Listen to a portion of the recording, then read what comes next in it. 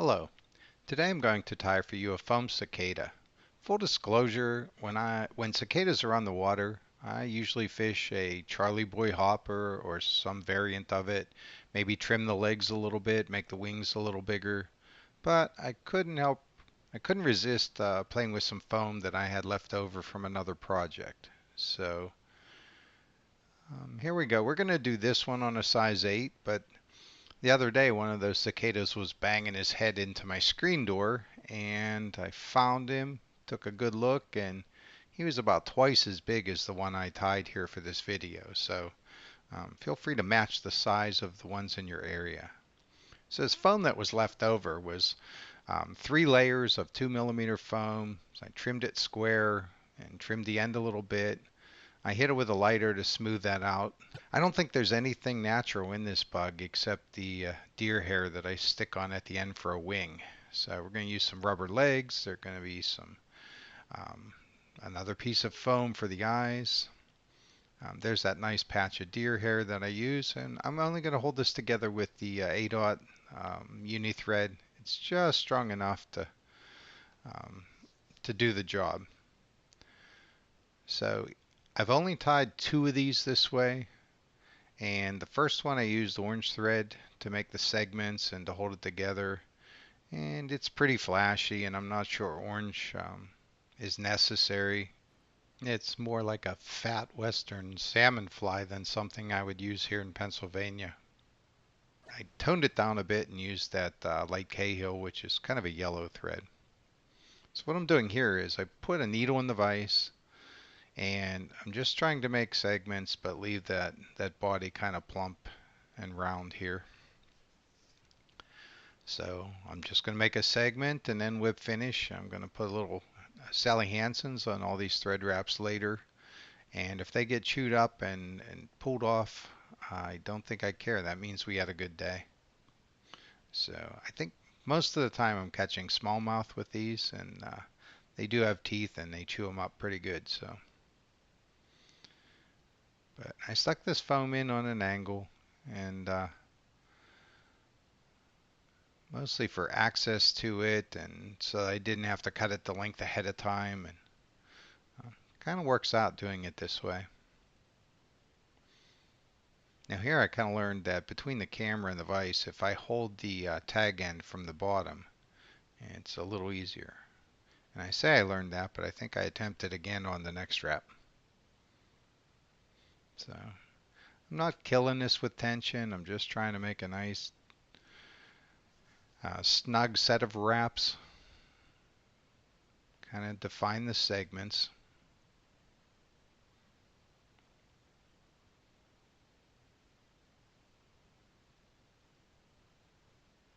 And one of the problems I had was that foam wants to spin on the needle.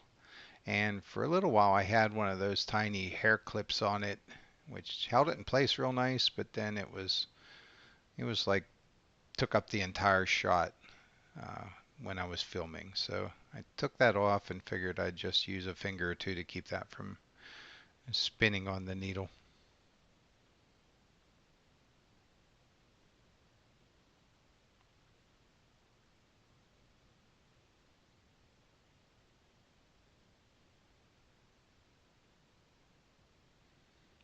So the foam, just a footnote here, to hold the layers of foam together, I bought a can of spray adhesive. Actually bought it for a different project, and then I realized that I could use it to glue foam. And the lighter, although it rounds the edge real nice, it kind of weakened, or you can see cracks in the foam where the glue was. And I I don't see them if I don't hit it with the lighter. So there's some kind of magic that happens when you heat it up.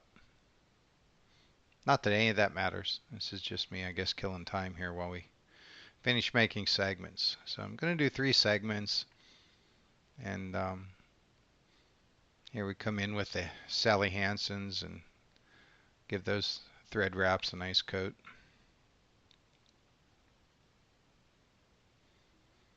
Now, in my mind, I imagine that Sally Hansen's kind of gets hard and brittle and whatever, so um, I come back in with my fingers and wipe off the excess off the foam itself. I just want to leave it on the thread wraps, mostly. Again, I don't think any of this matters. It's just me fooling around. Like I said, I've only tied two of these, a prototype and then this one. Mostly because I'm bored. It's too hot to go trout fishing on most days, and um, we've had a lot of rain in Pennsylvania, so the other streams are often muddy and high. But when they're not high, there's nothing better than being on the water right before dark and throwing these guys or some poppers or some kind of big bug along the shoreline for those smallmouth bass to ambush them, and they put up a pretty good fight. Pound for pound, the smallmouth bass does a pretty good job. So here we've got that hook in the vise. I'm going to put down a nice thread base, little bump at the back end, kind of right near the barb. And there's our foam. And oddly enough, that little hole where the needle was is exactly where I want to tie it in. So we'll get a few wraps on there. Again, making another segment, a little larger than the one before it. And when it looks about right, I'll stop and wrap around the hook. Now, one thing I could have done here is probably put some, maybe some dubbing on that underbody and a little super glue on top of that. I skipped the super glue here. It's kind of something I thought of later. I do kind of dab it up with some super glue at the end, and it soaks down through. So I think I'm okay, but always looking to make the next bug better than the last bug, or how can we make more of them, make them easier, make them more durable, and maybe more important than all that, make them more appealing to fish, right? So I'm kind of halfway between the, well, halfway up the shank here with this segment. And same deal. I kind of like the way that body's parsed out there. We'll do a little more dubbing and go underneath again. And that's black dubbing. I could have chosen brown or whatever. I didn't want a yellow stripe up the middle of my bug, so I wanted to cover it up with something. And it's synthetic dubbing. It's not. I'm not wasting any dry fly dubbing here, but I don't want it to soak up too much water. Actually, it soaks up glue. Probably could have used natural dubbing and let it soak up more glue and been better off. I would tie a few of these before making a video. I wouldn't be making it up as I go, but so kind of fill in that little gap and cover the sharp edge where that hook eye closes. And have to do that now because I'm going to finish the fly back on the foam, so I'm not going to come back up here and tie around the eye again. So I put a line on it with a wrap just to kind of a for instance, and then I want about twice that length in front of that line. So that was a key point because that's how I judge the distance, right? So here I recommend you don't cut your finger. So I get started there and then I get my finger behind the knife and on the other side.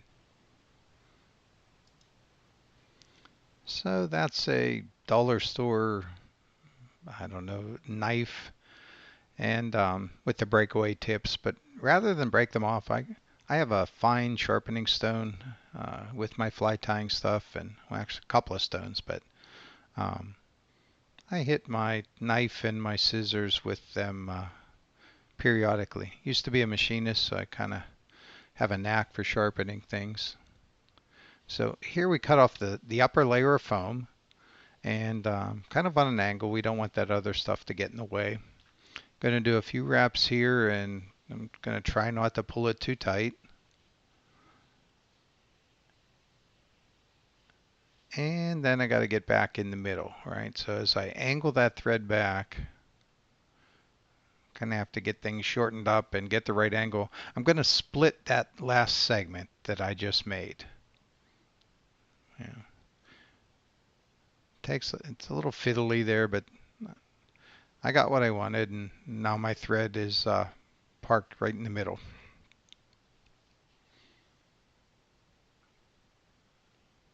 It's a little trick here, and I probably have seen someone else do this on a different kind of pattern or something, but I don't know. When you're doing this stuff and experimenting and just doing whatever, it kind of all flows together. Tied enough flies, done a bunch of different methods, and sometimes it goes together real nicely, and then other times you're like, why did I do that? So here I'm just taking a little square of red foam, and I fold back that upper or the bottom flap over to become the upper part of the head as well. And I'm going to put a few wraps behind that, what I'll call them the foam eyes.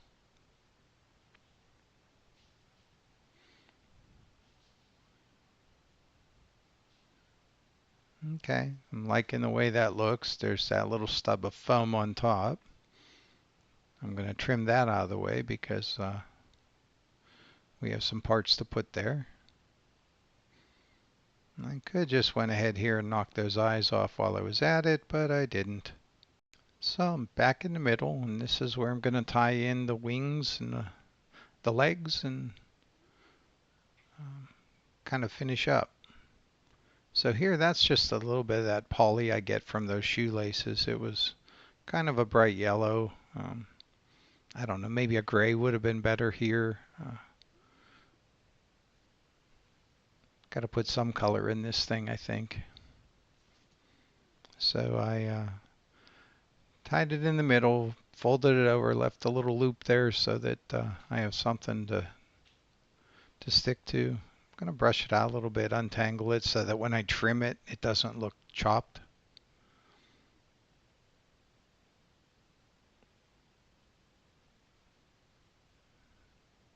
And here we'll put the rubber legs in next.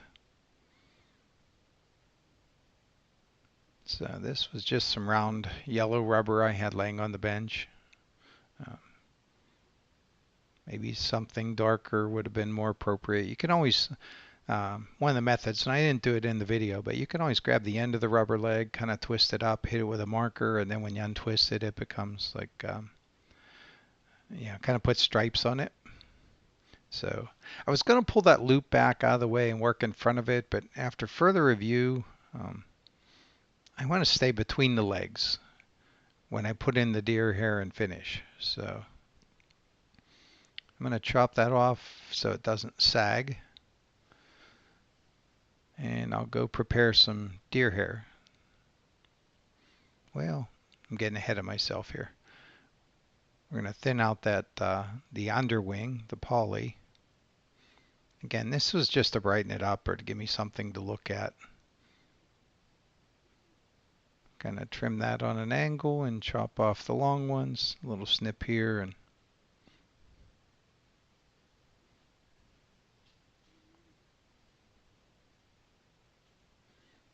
and so it's about here I remember to snip off those eyes. I was going to leave them long. I think that's what the thought process was, because the eyes on the natural are kind of big, bulbous, and very pronounced, but I think these will show up just fine. So off camera, I grabbed a clump of deer hair, and here I'm coming in to measure it. I evened it up with the stacker, and I want it to be a little longer than the tail, or the butt, or whatever you call the back end of these bugs. So I'm going to snip it to length and transfer my grip to the other hand. And I'm going to tie this in, put a little dab of Sally Hansen's there. So that'll help hold the poly. And I'm going to tie this deer hair in right on top of that.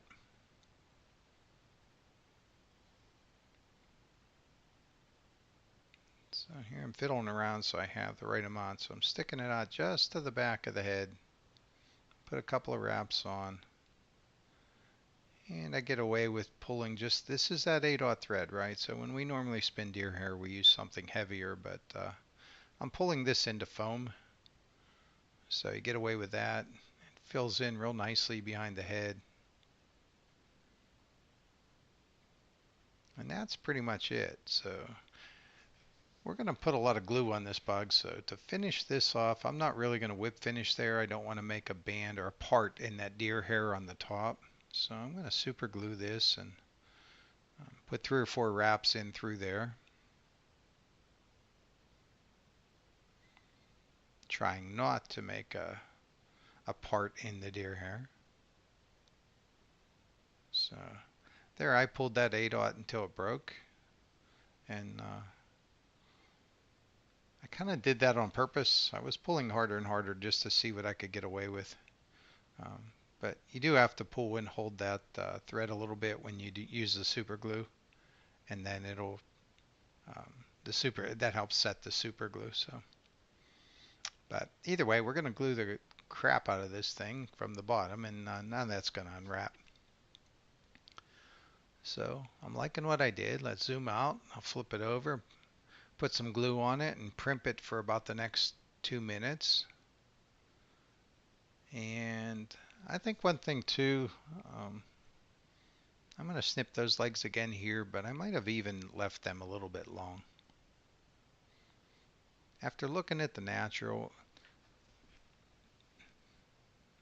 the legs really are that long, but they were kind of bent in the middle. Maybe could have used the Oliver Edwards trick here, and I think he uses his cauterizing tool and heats the rubber up a little bit and puts a kink in it, but that seemed like overkill. So this is where I'm going to dab a bunch of super glue into that dubbing that's exposed on the bottom.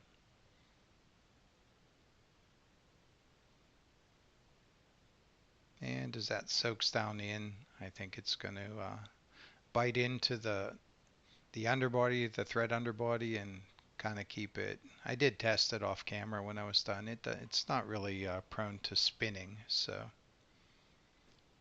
we're going to primp and snip a little bit here, and then I'm going to come back in with that Sally Hansen's and cover up some of those thread wraps a little more, just for security purposes or peace of mind maybe. So I'll get all those wayward hairs cut out of the way, and I'm going to speed through the next part and use my applicator, Sally Hansen's, and cover up those thread wraps, and then we'll slow down and take a good look at the final bug. So I'm going to shake hands with this one. Actually, that leg's sticking up in the air a little bit, and it kind of bothers me, but I don't think the fish are going to care. I'm going to show you that other bug that I referenced, the actual prototype with the orange thread.